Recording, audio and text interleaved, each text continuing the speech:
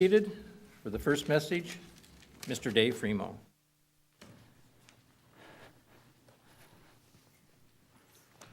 Oh, greetings, everyone. I'd like to say a special greetings to all my Canadian and Oklahoma friends today. This message is entitled An Impaired Life. There is a saying, by making the same mistake over and over, at least I learn to do one thing well. Often when I reach behind me, I put a rib out. I know this, and yet I keep doing it. For a while afterwards, I remember not to do it, but then I'll do it again. Romans 7. Want to turn there with me? Romans chapter 7. We'll begin in verse 15. It says, "For what I am doing, I do not understand. For what I will to do, that I do not practice. But what I hate, that I do." It's not a problem that I alone have, it seems. We probably all have and do things that we know or should know are bad for us or for others. Verse 17 says, "But now it is no longer I who do it, but sin that dwells in me." We just had 7 days focused on putting sin out of our lives. How well are we doing? Just because the week is over doesn't mean we should stop trying to put sin out of our lives. Ephesians 5. If you want to turn there. Ephesians 5. And in verse 29. "For no one ever hated his own flesh, but nourishes and cherishes it, just as the Lord does the church." It says no one hates his flesh. But I seem to persist in hurting myself. No, I don't beat my finger with a hammer intentionally. Normally, I'm very careful, especially when on a roof or a ladder. But I'm learning that just because we can do something, it doesn't mean we should do it. There are many ways we can and do sin against our own bodies. If I don't get enough sleep, I can function somewhat, but not well and not as safely. The longer the sleep deprivation goes on, the worse I get. You can get away with a lot of behavior that is not wise, sometimes for a long time. On a program on texting while driving, they said you may get away with it 100 times, but it's that 101st time that you kill someone. Maybe yourself, maybe a stranger, maybe the person dearest to you in life. Asked what was so important to say at that moment, most couldn't say. What text or anything is so important right now that it is worth the life of your child or someone else's child? They say texting while driving is 6 to 8 times more dangerous than driving drunk. You don't have your eyes on the road, your hands on the wheel, your mind on driving. It is the ultimate in distracted driving. But by no means is it the only dangerous activity. There's a story of the guy who bought a new motorhome. He put it on cruise control and went back to fix coffee. When it crashed, he told investigators it shouldn't have done so because he had it on automatic pilot, which is what he thought cruise control was. Well, this may seem funny to us. Can't we see parallels to activities in our own lives? Do we put ourselves on automatic pilot at times? We know driving drunk is very dangerous to everyone around, but what about driving while overtired? How many of us have fallen asleep while driving? I broke a tooth when I fell asleep driving home one morning. Often we drive when we could be asleep in an instant. They say it is like driving drunk. Many years ago, I knew a man who had taken LSD before coming into the church. He said he would take momentary trips, lasting a few seconds every once in a while, with absolutely no warning. During this time, he was virtually unconscious.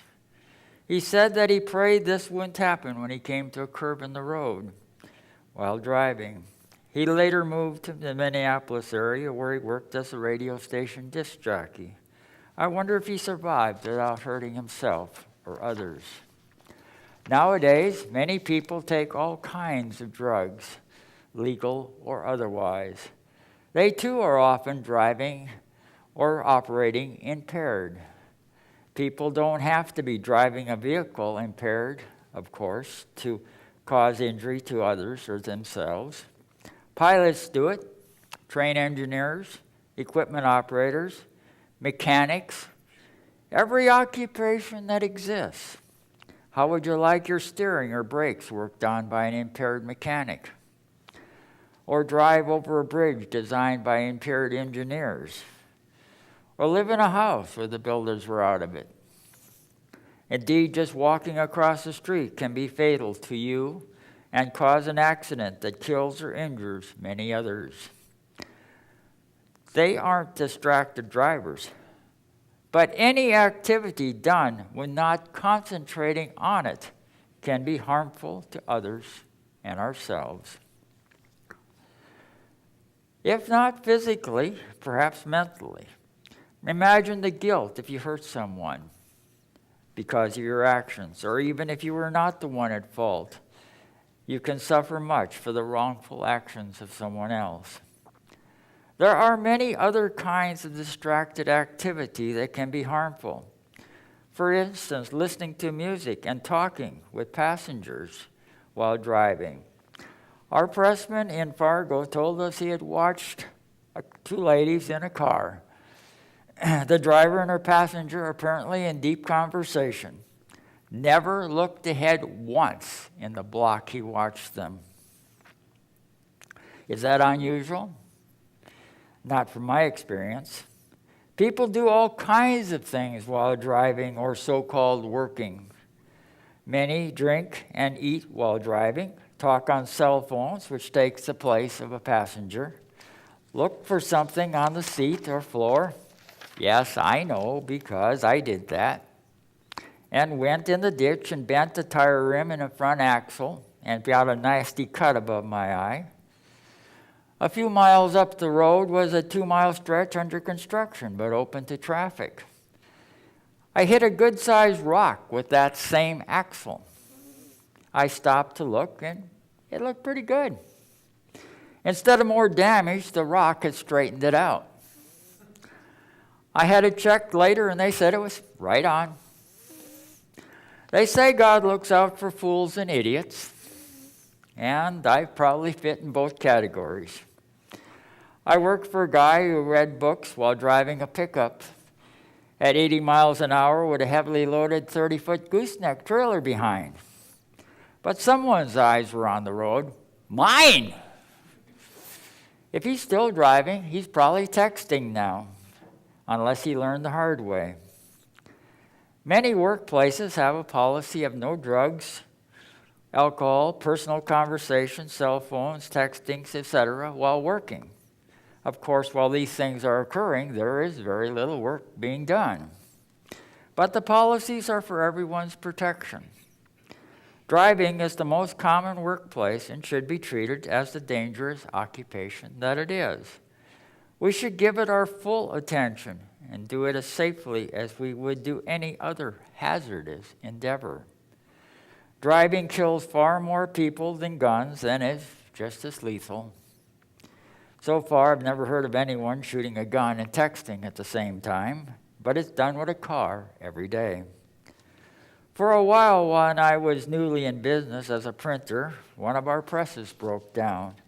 In order to keep up with the work, we had to keep that one press going 24 hours a day, 6 days a week.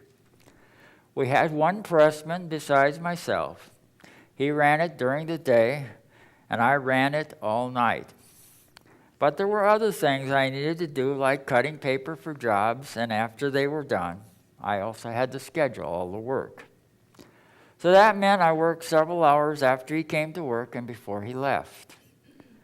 For those several weeks this occurred, I had about 4 hours off work each day, 2 to 3 hours for sleep, except on the Sabbath, which I mostly slept. At sundown, I had to go back to work, and on Sundays also. Was this wise? I don't think it takes too much to answer that question. But it was necessary, as we couldn't afford otherwise. Eventually, we got the press fixed and added another, which we called our Blue Lemon, but that is another story.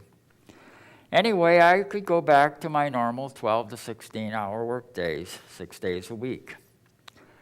Was I driving and working impaired and sinning against my own body?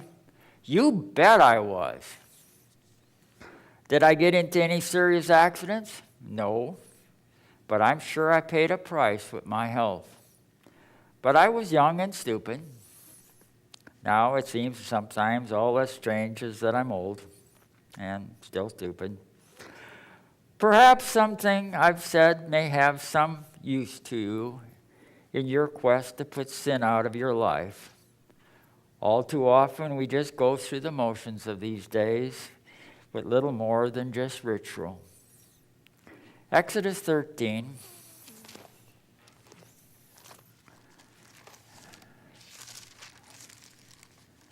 Exodus 13, verse 8 says, "And you shall tell your son in that day, saying, This is done because of what the Lord did for me when I came out of Egypt. When we were baptized, we left Egypt, but sin stayed with us, always waiting for a chance to hurt us or others. My experiences and others told today are just a few of the ways we sin against our own bodies and those of others. Let us strive to stop living impaired lives."